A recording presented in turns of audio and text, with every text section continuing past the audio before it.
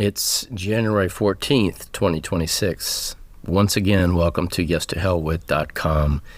This is an emergency video of sorts, and before anything else, hear this clearly.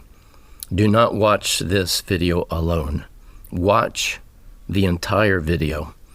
If this message matters to you, share it immediately with your family, friends, and anyone who still believes free speech and truth matter. And if you are still relying on Facebook as your primary platform, perhaps it's time to move on, perhaps to migrate to X. That is where this work will live if suppression on Facebook continues. This content angers me, and it should anger every red-blooded, patriotic American. And I'll tell you why in a moment.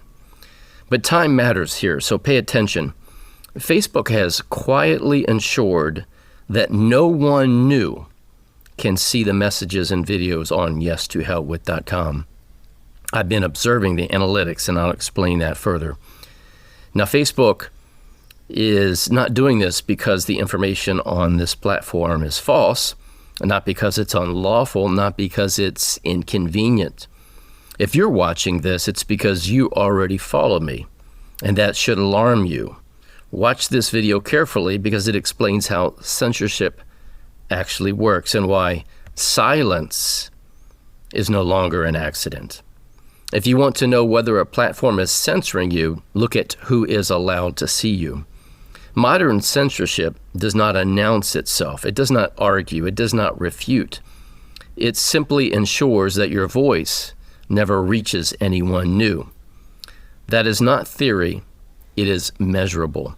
And that is exactly what the data now shows. I went back and reviewed weeks of video analytics on Facebook, and the pattern is unmistakable. 100% of viewers are existing followers.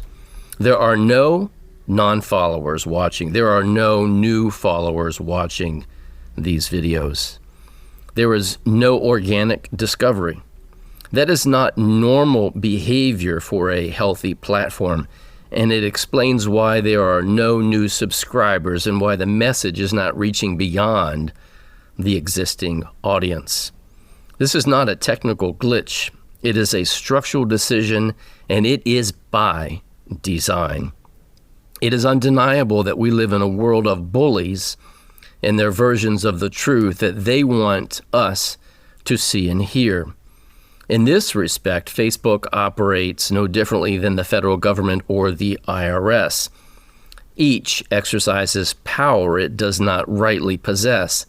Each proceeds by presumption, not proof, and each relies on that presumption to dictate outcomes rather than allow people to encounter, examine, and enforce what is true.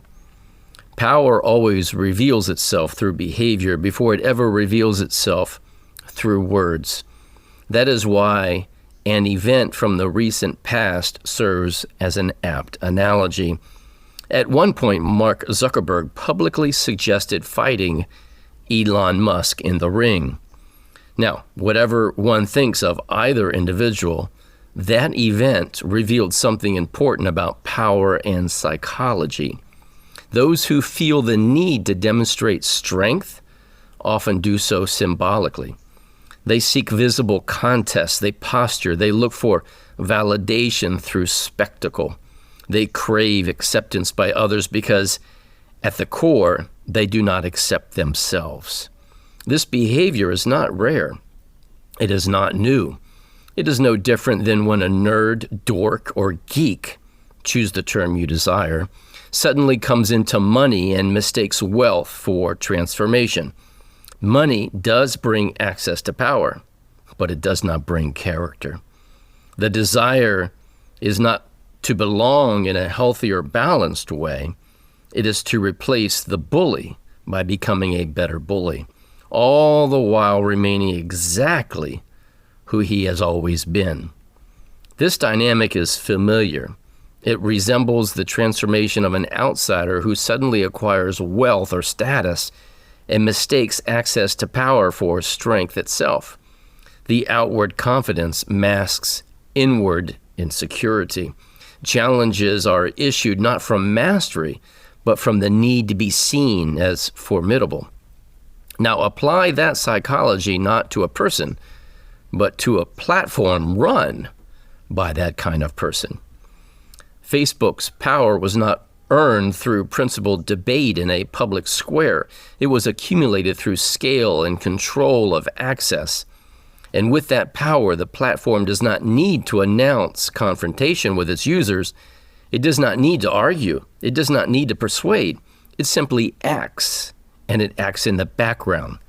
That is what quiet, algorithmic suppression is. Power exercised without confrontation, without explanation, and without accountability. Facebook now functions for all practical purposes as a modern public square. Political, legal, and civic ideas are exchanged there. When visibility is selectively restricted, as in the case of YesToHellWith.com, not because content is unlawful, but because it is inconvenient, the exchange ceases to be fair and ceases to be transparent. In that sense, the conflict is not between individuals. It is between centralized power like Facebook and the public. Ask yourself this.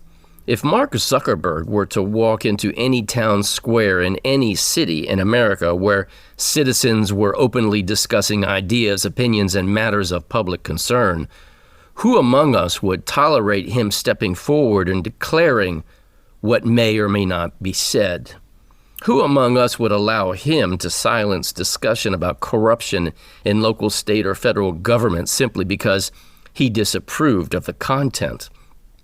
Who among us would grant any credibility at all to a private individual, regardless of wealth, who claimed the authority to suppress civil speech, dictate acceptable narratives, or decide which truths may be spoken aloud? No one would. And yet that is precisely what is being tolerated digitally. And this is not conjecture. Facebook has already admitted to suppressing political speech. It reduced distribution of the Hunter Biden laptop story during the 2020 election after warnings from federal authorities, later acknowledging the suppression occurred without verification and that the story was authentic. It coordinated content moderation decisions with government agencies during COVID, suppressing or demoting dissenting views later acknowledged as legitimate. It openly uses demotion and reach reduction, quiet censorship without notice or explanation, as standard practice. These are admissions by Facebook. There is another dimension to this. As a former Army intelligence officer, I was trained not to ask just what is happening, but why, and what the ultimate objective is. In that light, the real question becomes, what is the ultimate casualty of censorship carried out through proxies like Facebook? Through the Liberty Dialogues, for example, ChatGPT has already conceded, based upon structure and definition, that the federal income tax system operates through fraudulent presumption rather than proven jurisdiction. That's an AI admission. More recently, AI acknowledged that the Liberty Dialogues framework has taken on a life of its own, even refining the relationships between presumption, authority, status, and standing without my prompting. Think about that for a moment. This matters. It means the framework is self-reinforcing. It clarifies itself under scrutiny. And once an idea reaches that stage, it becomes very difficult to stop. That raises a credible concern, the possibility that the Liberty Dialogues could be targeted for removal from distribution platforms such as Amazon.com and Facebook. And government that cannot tolerate AI affirming the coherence of such a framework will not debate it. It will attempt to contain it and destroy it. Whether Facebook's actions are directly coordinated toward that end remains formally unproven, but patterns matter. Suppress visibility first, isolate distribution next, eliminate access last. If the Liberty Dialogues were false, they would be attacked openly. If they were weak, they would be ignored. Instead, they are being buried. Now contrast all of this with Elon Musk. Musk stepped into the arena with the largest bully of all, the federal government. He bought Twitter.